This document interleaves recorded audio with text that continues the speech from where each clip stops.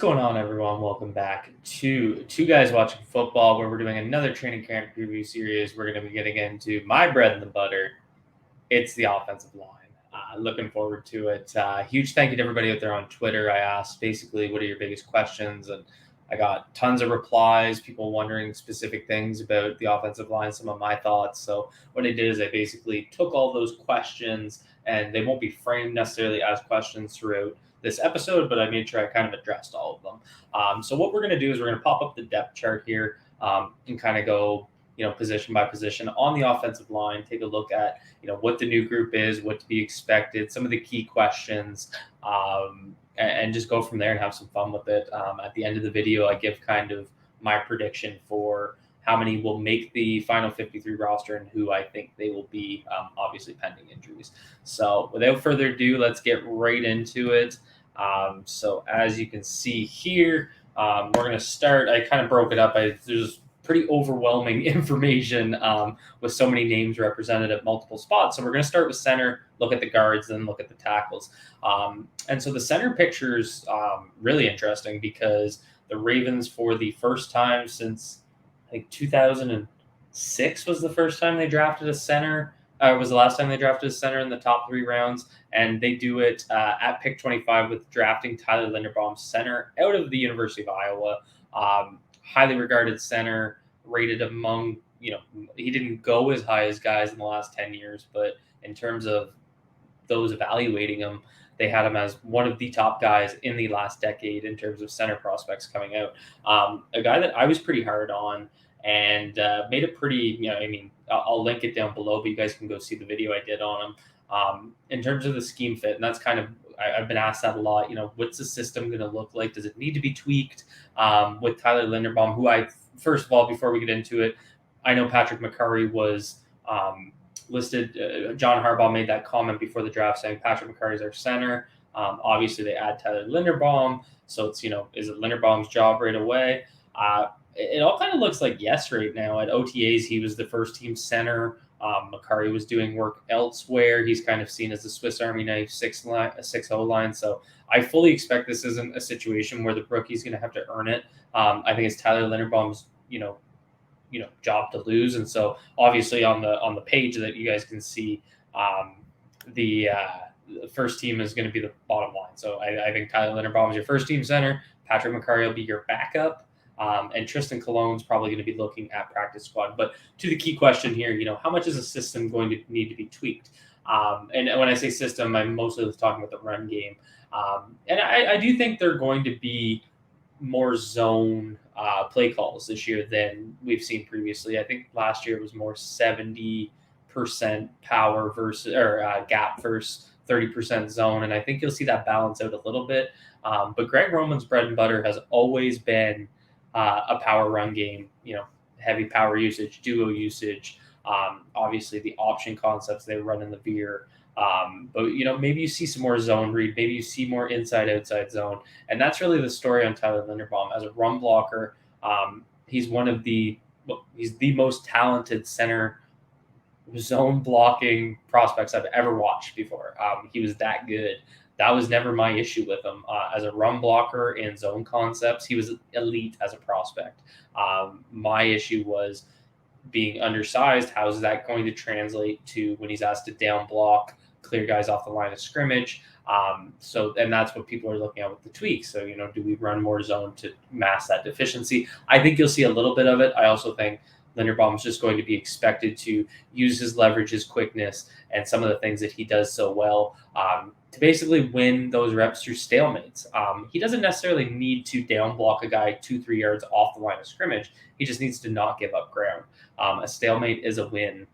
So that's really what I see happening in terms of the system. You will see more zone, in my opinion, but I still think it's going to be a gap-heavy offense. And in the pass game, it's funny. Go listen to Brandon Thorne, who's probably the best offensive line analyst out there, and he talked a lot about Jason Kelsey, who is one of the comparables for Linderbaum, how much help he gets in the pass game. And the Eagles were able to do that for so long because they had Lane Johnson and Jason Peters as bookend tackles, so they could use their guards to help the center. And they were okay doing that because Kelsey was such a good run blocker. And that's going to probably come up here a little bit with Linderbaum. I think you'll see him getting help from the guards, especially if they have some of those heavy nose tackles you're going to see in the AFC North.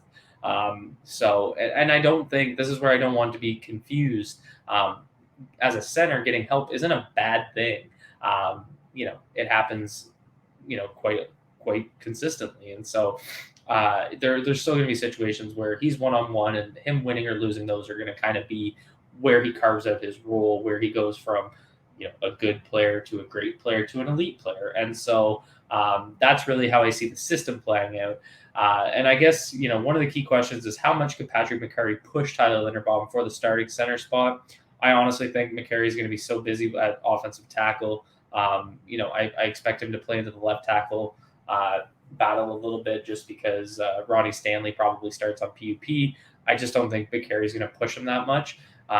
The reason I think Cologne is going to end up on the practice squad is just the numbers game. I think they're going to carry extra tackles. McCarry being a tackle that can also play center just gives them an advantage in the numbers game of keeping guys on your active roster. So that's really how I see the center group playing out.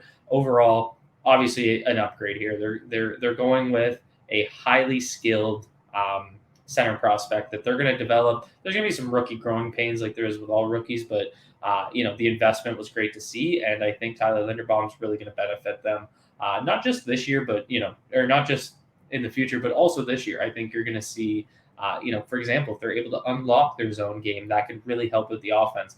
You get a good outside zone game going. You're able to kind of push the ball to the perimeter. You're able to put bootlegs off of that with Lamar Jackson's legs. That could get nasty. So that's really what I'm hoping to see Greg Roman do. Now let's look at the guard picture. Obviously, you're going to see Patrick McCarry in parentheses at all of these spots. That's just because he literally backed up all 5 spots. So he does factor in because, he's not only going to be on your 53, but he's going to be on your game day roster because of that ability to, if someone goes down in game, he can play all 5 spots. Huge advantage to a coaching staff. So let's get right guard out of the way because there's not a whole lot to talk about here. Kevin Zeitler will be starting for the Baltimore Ravens. Top 3 offensive guards in terms of pass protection last year. His run blocking is good. I didn't love his run blocking, but it's good. It's his pass protection that's elite. It's funny to see some commentary around him where I think there were concerns when the Ravens brought him over that we should have got a better pass blocker, which is nuts because Zeitler's been elite at that for the last few years. Last decade, I should say. He was drafted in 2012. So, super excited to have him back. He's a leader. He's going to help Linderbaum a ton, and he's going to be lights out in pass protection. The real battle here is at left guard. And so a lot of questions about Ben Powers. How does he factor in? Ben Powers is a weird one. He really – Tyree Phillips started that Las Vegas game last year because he won the camp battle. And Ben Powers ended up going in and kind of running with the jobs because Cleveland and Phillips were hurt. But I don't think the Ravens ever intended Ben Powers to be their starting guard. I think they're keeping him around because, cutting him before camp doesn't really make sense. He does save, I think, $2 million if he's released or traded. He's going to save you some money when you do move him, but there was no need to move him until you were ready. Cleveland and Phillips haven't been able to stay healthy, so they kind of want that assurance. I actually think you might see Ben Powers as the first-team left guard. I know I have him as third team here, but let me explain why. I think they might put him as their first-team left guard so they can up his trade value. Give him lots of preseason reps, similar to with Ben Bredesen. A team might be looking good offensive linemen are hard to come across, and guys with experience. Ben Powers started a lot of games now through 2 years, so I could see that being appetizing to teams. So I think you could see Ben Powers, start early but then get moved. And I think this camp battle comes down between Tyree Phillips and Ben Cleveland. And I have Tyree Phillips edging out Ben Cleveland. A lot of questions about what do we think about Ben Cleveland? Is he a bust? I mean, I'm going to give him the chance because, a lot can change in a year. I just Yeah, it's hard to say, but he just doesn't have that mean, nasty streak to him. He was a good pass protector last year, though. We should be very clear about that because his pass protection skills were good, and not just average; they were good. And he had some pretty good showings there. So I think that's really important to note. But as a run blocker, which is bizarre because he's massive and athletic and should be driving guys, but he just doesn't have that kind of push in him. You don't see him finishing a lot of blocks. You see a lot of guys run out of his blocks, which is basically if it's a run away from him, he's not really drive blocking a guy once the ball's gone. So you see guys escape out the back of his block. And there was actually a few times where that defender got out and then chased down the runner. Those are frustrating because, you should be playing whistle to whistle. There just seems to be a mental light that needs to switch in his head where he wants to dominate the guy in front of him. Until that happens, I'm not sure he's going to get there as an NFL player. Tyree Phillips, he started the last 2 years at left guard and right guard. Right guard in 2020, in 2020, left guard in 2021. I think the team likes him as a guard. I don't think we want to see him at tackle again. But I like what he brings. He's got good pass protection as a guard. He's got good power. He's got really strong grip strength. You guys see it if you see clips where he gets his hands on guys, they don't get out of his little inner chest plate, which is good. So I think he's really going to come to camp and seize this job. Hopefully stay healthy, and I think he's going to run away with it. So if you're looking at Patrick McCarry's there, he's going to kind of get back up everywhere. Could he compete? I got asked that question. Does he compete for left guard? I know a lot of people want to just see the best five out there. So is that Patrick McCarry? I'm a big believer in the best five approach, but I think McCarry as a guard and McCarry as a tackle aren't the same player. So, how does that factor into your best five? I think McCarry's a tackle. I think he showed it last year. So I think, as much as he might be your most talented player, if that's as a tackle and not as a guard, it changes that calculation a little bit. I just think he struggles with the power on the inside.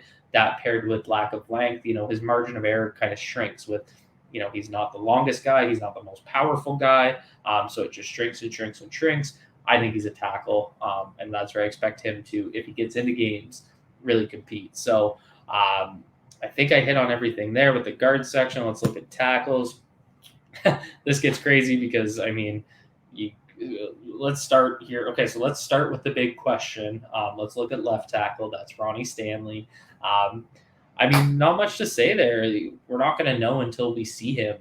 We just saw him running up and down sand dunes. So, that's positive that he's able to do that type of exertion in July. But we saw him get back last year. He wasn't himself. Basically, we're hoping and praying that he's able to get healthy. If he does, this line, that first line at the bottom of your screen right now, Ronnie Stanley, Tyree Phillips, Tyler Linderbaum, Kevin Zeitler, Morgan Moses, in pass protection, that's a good offensive line. That's a good offensive line with a lot of athleticism, versatility. I think they'd be able to do a lot of the things that we talked about with Linderbaum in terms of running zone, running gap, running the option. I think it gets really exciting, but I think also that's a line that can protect Lamar Jackson. I don't see a liability on that offensive line in pass protection. Now, some of you might point to Phillips, but Phillips as a guard was not a liability. He just wasn't. Go back, look at the numbers, look at the tape in 2020. It was not having pass protection issues. It was always as a tackle. So that's the thing with Ronnie Stanley. What is 100% Ronnie Stanley? That's the key question. Is it going to be 2019 Ronnie Stanley? Probably not, because that was one of the best performances of a left tackle ever statistically. He just, in terms of pressures and sacks allowed, he was one of the best performers in NFL history. So I'm not sure you're going to get that player. But if you're able to get a starting caliber left tackle, you're significantly upgrading from Alejandro Villanueva. So now the question becomes, what happens if Ronnie Stanley can't get healthy? And so this is where all these parentheses come in. So I have as the first parentheses Morgan Moses. I'm saying that because at OTAs, I don't think it was reported, but Morgan Moses was playing left tackle with Ronnie Stanley out. So I think that's what they're going to look at as their backup plan. Some of you may be thinking, is that not what they did last year, is move Alejandro Villanueva over to his unnatural tackle spot, which is kind of yes, but Morgan Moses does have experience doing it. He did it for 3 games in 2020 with the Washington Commander organization, and he did not struggle. Villanueva had never done it before, so we didn't see it. So it's a little bit different there. I think Morgan Moses is also just a more natural football player. And then I also have Patrick McCary there as an option. So I think, basically what the Ravens did this offseason with their left tackle pictures, they stacked options. Last year, it was kind of like once Villanueva didn't pan out, they didn't really have anywhere else to go. This year, they're going to have Morgan Moses, Juwan James, Patrick McCary. I didn't list Juwan James because I think Morgan Moses will be the first option. And if that happens, it's going to be James or McCary for right tackle, which kind of excludes James from being that other left tackle guy. I also think with James, they might want to focus him on the right tackle, given he hasn't played football in a couple of years. Just kind of go out there, get healthy, stay healthy, play your natural position, and just focus on that. So that's kind of how I see in the left tackle spot in terms of what they did this year. They stacked options, contingency plans, if worst case scenario happens like it did last year. And then Jared Jones-Smith is listed. They brought him back. They clearly like something about him, but he's going to be a practice squad guy through and through. No doubt about that. So that takes us to the right tackle situation. So you're going to be looking at basically, I would say it's a 4-dog race between Morgan Moses, Juwan James, Patrick McCary, and Daniel Falele. And yes, I did say Patrick McCary. I really do think he'll compete for the starting right tackle spot. He performed well last year there, and I think it'd be silly not to. It's really going to depend on who's focusing on left tackle in the preseason and training camp with Ronnie Stanley not in pads. If they kind of say, Morgan Moses, you need to get ready because you're going to be our week 1 left tackle if Stanley can't get back, that gives McCary a battle against Juwan James, who hasn't played football in 2 years, and Daniel Falele, a very raw rookie. That really gives him a leg up in that competition. So McCary's a sneaky option there. I know I've heard a lot of guys talk about him. I know Kevin Zeitler loved him, loved playing beside him. When you hear that type of praise from the guy that's actually playing football beside him, you really have to pay attention.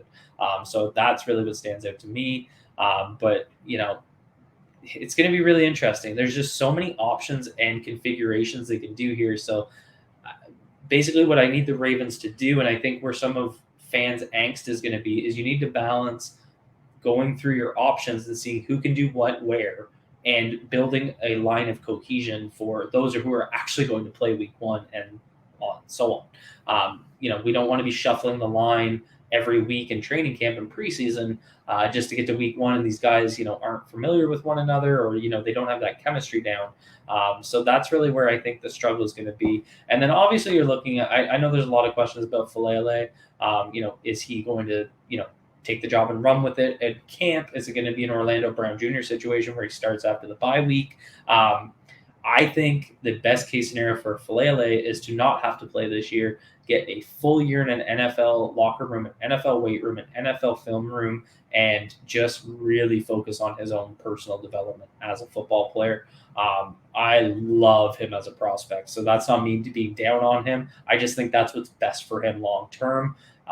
They basically have stopgaps here in James and Moses. That's not your long-term option. I think Falele is their long-term option at right tackle. They want that big mountain of a man that they had in Orlando Brown Jr. They got it in Falele. Give him a year to just kind of get everything together and then come out guns a-blazing next year. That's really what I see for Falele, and that's what I think would be best for him. So that's kind of how I see this offensive line group shaking out. So the question is, how many of the Ravens going to carry going into the season? I think they carry 9. And so the question is, who are the 9? They're circled here in purple. We got Ronnie Stanley, Tyree Phillips, Tyler Linderbaum, Kevin Zeitler, Morgan Moses as your starting 5. You have Ben Cleveland, Patrick McCary, Juwan James, and Daniel Falele. Like I said, the Ravens go tackle heavy here because McCary is able to provide depth at the guard and center position. Ben Cleveland becomes your guard only